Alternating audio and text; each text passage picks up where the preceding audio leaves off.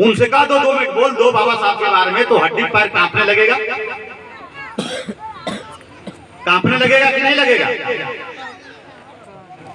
लेकिन उनको ध्यान है कि अगरबत्ती चढ़ा लेंगे तो मनौती पूरा हो जाएगा, संविधान बच जाएगा, हमारी पढ़ाई हो जाएगी, डिग्री कॉलेज में एडमिशन हो जाएगा, यूनिवर्सिटियों में हम डॉक्टर इंजीनियर बन जाएंगे। उनको ऐसा विश्वास है।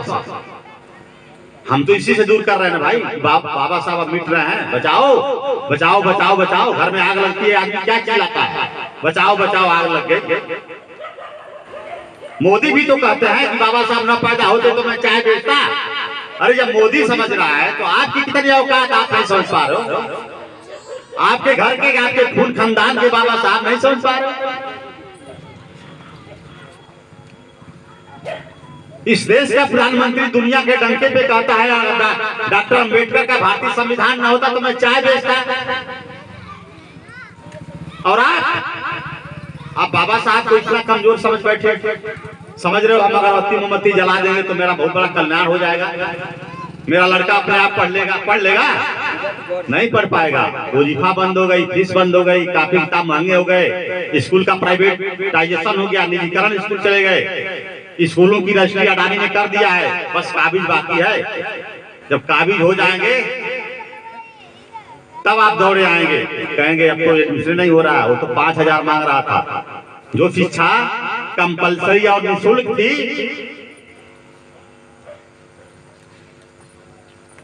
कंपलसरी और फ्री, वो अब महंगी होने जा रही है। तब आपको बाबा साहब याद आएंगे, बाबा साहब का संविधान याद आएगा, बाबा साहब के विचार याद आएंगे। जब सब उजड़ जाएगा तब आपको याद आएगा। जिनको समझ है उन्हीं लोगों ने ये जयंती का आयोजन किया, जिनको समझ थोड़ी बहुत। और जिनको नहीं समझ है, मैं देख रहा हूं कि वो घूम भी रहे हैं, अपने निजी कामों से चट्टी चौराहे घूम रहे हैं। कुछ लोग घर से निकले नहीं कि सुभाष मेरा विरोधी है, मैं उसको नहीं देखूंगा। अरे मेरी बेटे बेटी की शादी मत आना, निमंत्रण देने के बाद भी मत आना। लेकिन बाबा साहब से क्या दुश्मनी है? बाबा साहब की जयंती में तो आ जाते, कोने में बैठ लेते।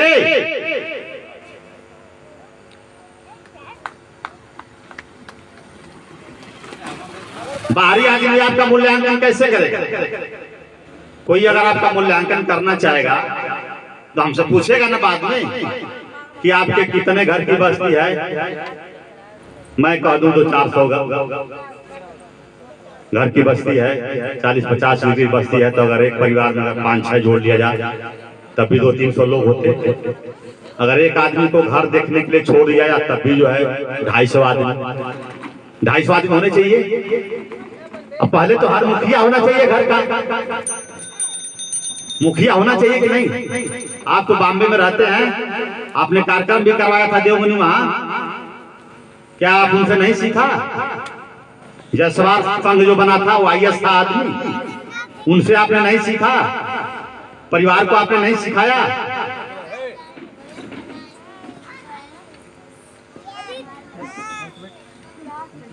अभी एक आदमी कह रहा था कि बॉम्बे में पटाखे फोड़े गए जयंती के अवसर पर, क्या हम लोग फोड़ सकते हैं? मैं कहा फोड़ो, उत्सव मनाओ, कौन रोकता है? पटाखे फोड़ो।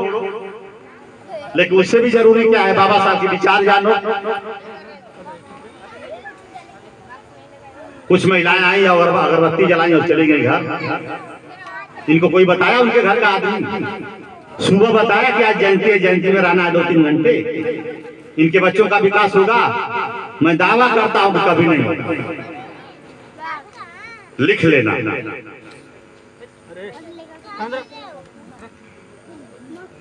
मैं उनको कहता हूं कि जो तुमने कपड़े पहन रखे आज तक, मैं बताया ना कि हमको तन ढकने का भी अधिकार नहीं था, आभूषण पहनने का भी अधिकार नहीं था, खुले आसमान में रहने का अधिकार था, छप्पर में भी रहने का अधिकार था। इस उपकार को आप नहीं जानोगे।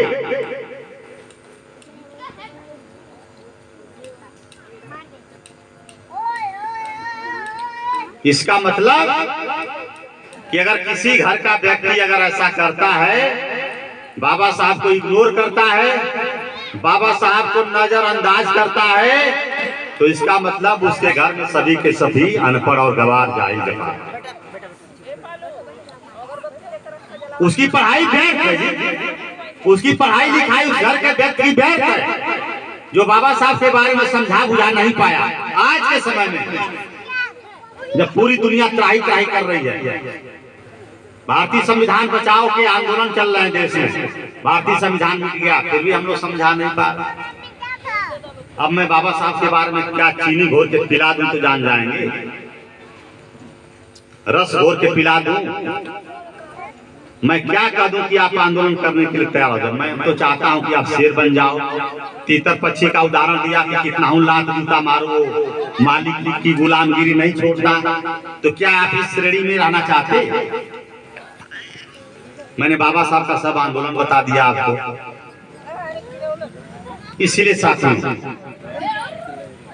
जिस समाज की, जिस घर की, जिस कौम की महिलाएं जागरूक होती हैं वही समाज तरक्की करता। याद रखना, इसका मूल्यांकन आप कर लीजिए कि कहीं ना कहीं हमारी समाज की महिलाएं जागरूक नहीं हैं, प्रशिक्षित नहीं हैं, पढ़ी लिखी नहीं है, इसलिए हमारा समाज हर स्तर पे मार खा जा रहा है।